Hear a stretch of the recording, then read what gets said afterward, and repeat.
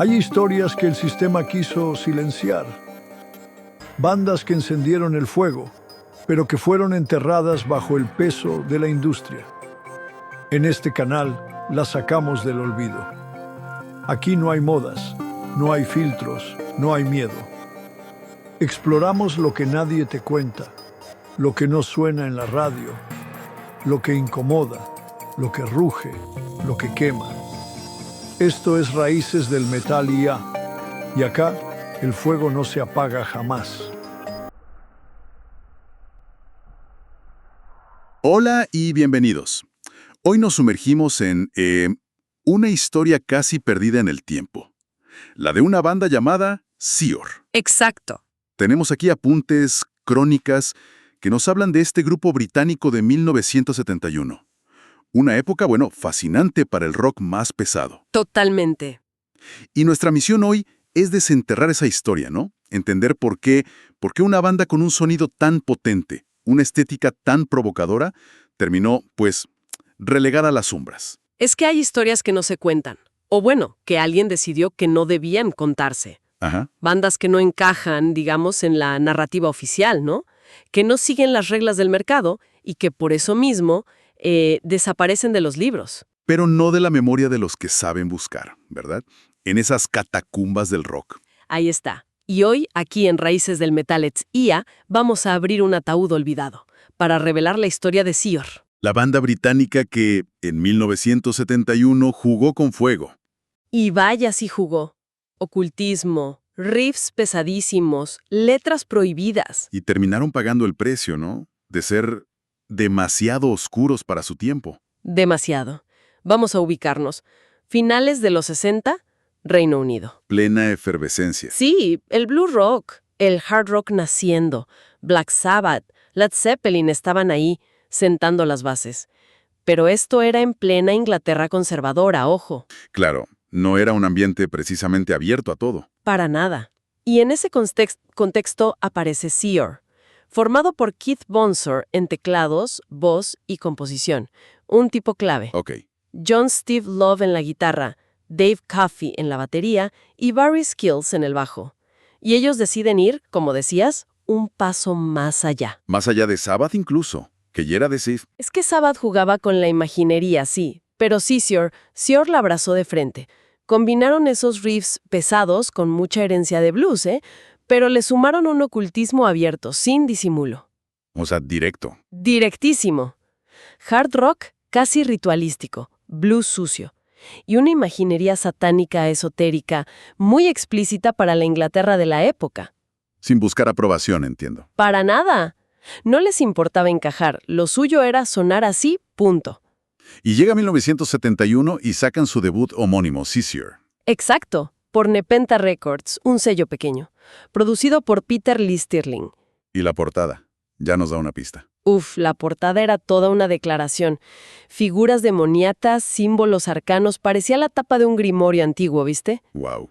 Y la música acompañaba esa estética. Totalmente.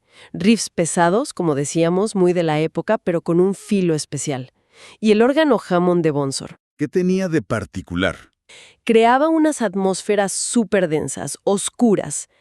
Y las letras, directamente sobre brujería, rituales, ocultismo. Ahí está la diferencia clave con Sabbath, quizá. Sabbath sugería, Seor afirmaba. Exacto. Seor abrazó la imagen satánica sin disimulos, sin metáforas ambiguas. Era crudo. Y la consecuencia, me imagino. Rechazo casi total de las radios y de los críticos más, digamos, mainstream. Los tacharon de peligrosos, de mal gusto. Peligrosos, vaya etiqueta. Sí. Para la mentalidad de la época, lo eran. Entonces, el disco tuvo cierta distribución en Europa, pero en Reino Unido... En casa, casi ignorados. Al menos por el público general. Quedaron en el underground más profundo. ¿Y por qué exactamente? ¿Fue solo la temática tan chocante? Fue una combinación de factores, yo creo. Por un lado, sí, una especie de censura velada. Nadie quería arriesgarse a poner en la radio canciones sobre rituales satánicos. Lógico, para la época. Claro. Por otro lado, el sello, Nepentha, era pequeño, no tenía el músculo financiero para una promoción potente. para pelear contra eso. ¿Y la competencia? Brutal. Es que 1971 fue un año increíble para el rock. Salieron discos históricos de bandas enormes, ya establecidas o con mucho mejor respaldo. Led Zeppelin Ivy, Who's Next, Aqualung. Exacto. Piensa en todo eso. Sior, con su propuesta tan radical y sin apoyo, quedó, pues, sepultado por nombres mucho más aceptables o simplemente más visibles. Una pena, porque el sonido parece que estaba ahí. El sonido era potente, sí, pero el contexto no ayudó. Ujú. ¿Y qué pasó después? ¿Se rindieron? No inmediatamente. Fíjate que en 1973 grabaron material nuevo. Había intención de seguir. ¿Y qué pasó con eso? ¿Se editó? Aquí viene otra parte de la, digamos, la maldición de Sior. El sello que iba a publicarlo quebró. No puede ser. Sí. Y esas grabaciones se perdieron o quedaron dispersas, inéditas durante mucho tiempo. Décadas después, parte de ese material apareció en recopilaciones. Ah, he oído hablar de Every Inch a Man. Esa misma. Pero son recopilaciones a veces un poco confusas porque mezclan temas de Sior con los de otra banda en la que estuvieron algunos miembros, Monument. Lo que complica aún más seguirles la pista, ¿no? Totalmente. Y solidifica ese estatus de banda de culto, de rareza. Los vinilos originales de Sior, especialmente las ediciones alemanas o japonesas, hoy son piezas de coleccionista muy buscadas. Caras, me imagino. 200, 300 euros fácilmente. Están en esos nichos de culto. Entonces, si fueron tan ignorados en su momento, ¿tuvieron alguna influencia real? ¿O quedaron solo como una anécdota oscura? No, influencia tuvieron, subterránea pero importante. Aunque su nombre no figuraba en las revistas grandes de la época, ¿eh? Claro. Ujú. Músicos que después formarían la escena del doom metal, del metal ocultista. Esos sí los escucharon. Sior dejó una huella ahí. ¿En qué aspecto principalmente? ¿Sonido, estética? Ambas cosas. En el sonido, por ejemplo, ese uso tan atmosférico de los teclados, del órgano Hammond. Mencionabas a Keith Bonsor. Exacto. Creaba unas texturas muy densas. Comparable en algunos pasajes a lo que hacía Uriah Heep, pero quizás Sior era más crudo, más oscuro todavía. Interesante comparación. Y en la estética ni hablar. La portada del disco, las letras explícitas, eso marcó un camino. Bandas que vinieron después, pienso en Witchfind, Angel Witch, incluso Coven en su etapa más tardía. Bandas que sí abrazaron el ocultismo abiertamente. Exacto. Sior fue de los primerísimos en el Reino Unido en hacer eso sin tapujos. Se les reconoce hoy, en círculos de coleccionistas y estudiosos del proto-metal o del hard rock underground, como pioneros de ese discurso satánico abierto en el rock británico. O sea que, aunque tarde, llegó cierto reconocimiento. Sí, pero muy de nicho. Con el revival del hard rock de los 70, que empezó en los 90 y siguió en los 2000, Ajá.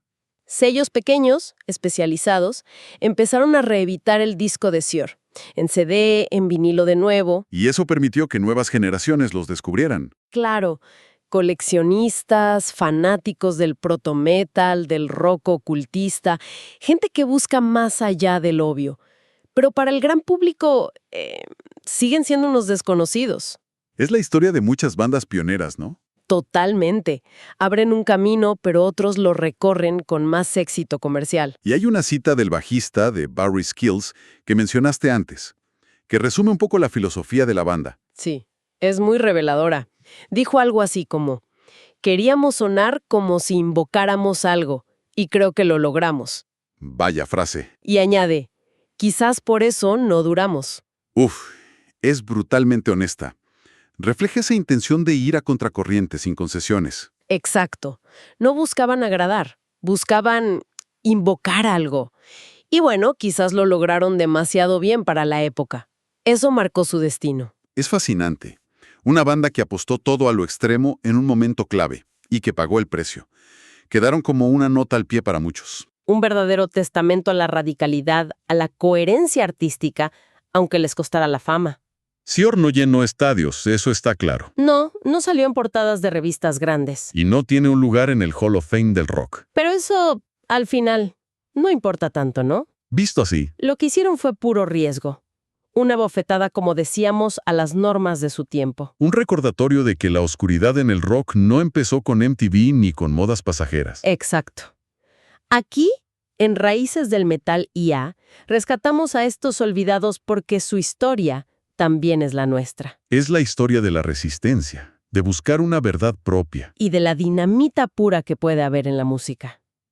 Y mientras haya oídos dispuestos a escuchar en las sombras, Sin Sor seguirá vivo. Aunque sea, sí, desde esas sombras.